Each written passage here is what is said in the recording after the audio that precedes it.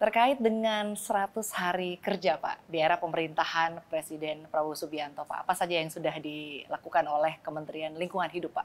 Perlindungan pengelolaan lingkungan hidup tentu suatu rangkaian kerja jangka panjang yang untuk kemudian bisa kita lihat output nyatanya. Namun demikian di dalam 100 hari kerja sebagaimana biasanya suatu organisasi diminta menampilkan performa awalnya, kami juga mencoba membangun sedapat mungkin apa yang bisa kita lakukan.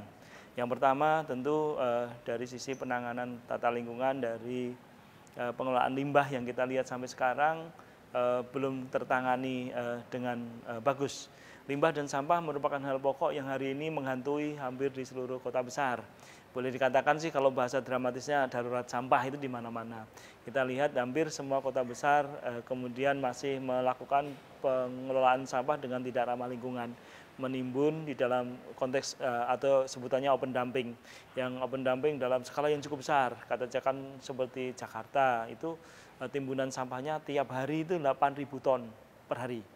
Kemudian katakan di Bali, di Suwung Bali maupun di Trimurti di Bandung.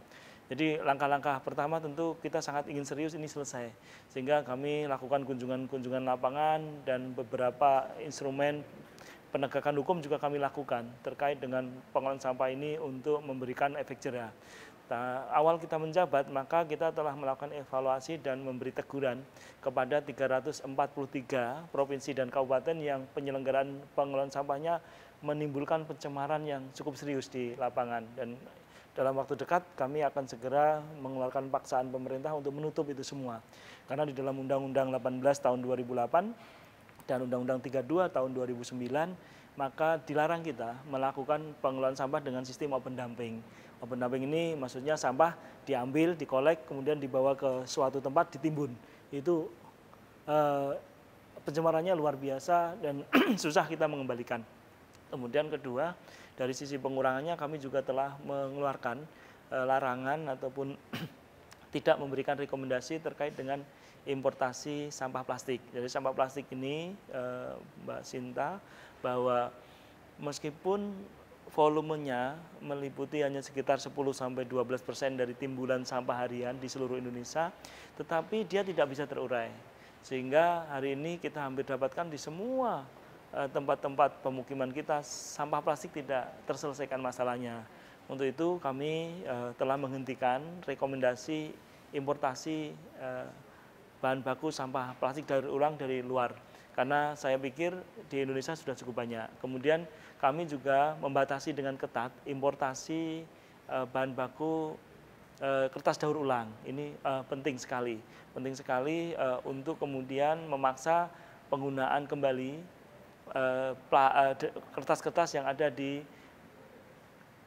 sampah di seluruh kota-kota kita, sehingga dengan demikian akan mengurangi pengelolaan sampah kita. Kemudian kami juga sudah mengejar seluruh produsen, hampir 660-an produsen dari yang tadi menghasilkan kemasan, itu harus segera menyelesaikan peta jalannya untuk kemudian melakukan 3 langkah utama di dalam mengurangi pengurangan penggunaan ulang dan pendauran ulang sampahnya.